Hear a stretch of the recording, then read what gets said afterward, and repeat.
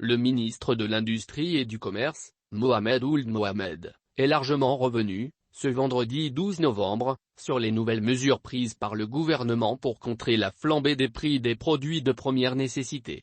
Ces nouvelles mesures prises par le gouvernement face à la flambée des prix des produits de consommation se résument substantiellement à la subvention et l'abandon des droits et taxes sur l'importation tels que le sucre, l'huile alimentaire, la viande bovine, le lait, les hydrocarbures, le blé, le gaz butane, la graine de coton.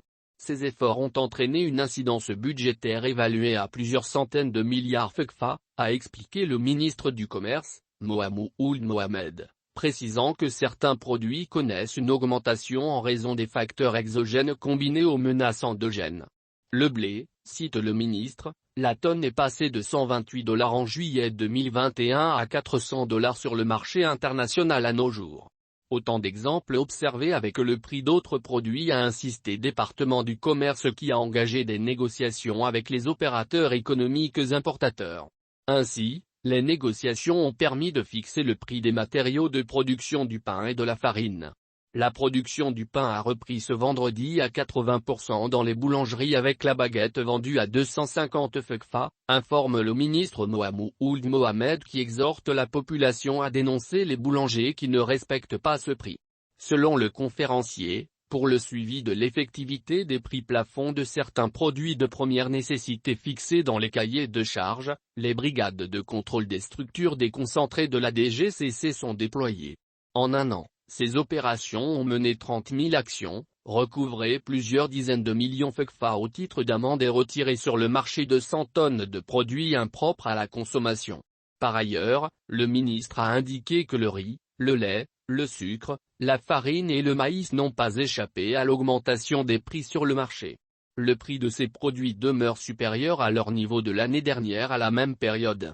Tandis que le prix du mil, le sorgho, des matériaux de production du pétrole, du gaz et de la pomme de terre reste stable voire même en baisse.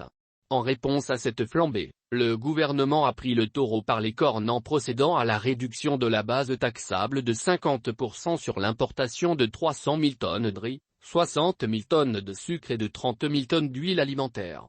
Cette opération, explique le ministre, coûtera 18 milliards CFA aux contribuables maliens. Sur le plan social, le ministre a annoncé que le gouvernement a pris des initiatives pour abréger les souffrances des populations. En procédant à l'harmonisation de grilles salariales, les transferts monétaires aux couches défavorisées, la distribution gratuite de médicaments, de nourriture d'aliments bétail, le soutien aux entreprises affectées par la crise de la pandémie du Covid-19, l'abandon de la TVA sur l'eau et l'électricité pour les tranches sociales. Dans la foulée, le ministre du Commerce a informé des initiatives entreprises par le gouvernement pour relancer la Comatex S.A.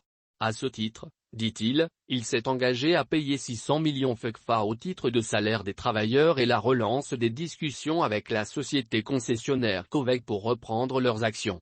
De même, poursuit le conférencier, le gouvernement apportera un appui de 4,600 milliards CFA pour le remboursement des dettes d'exploitation et sociales, mettra en place une administration provisoire chargée de ces aspects sociaux et la relance des activités.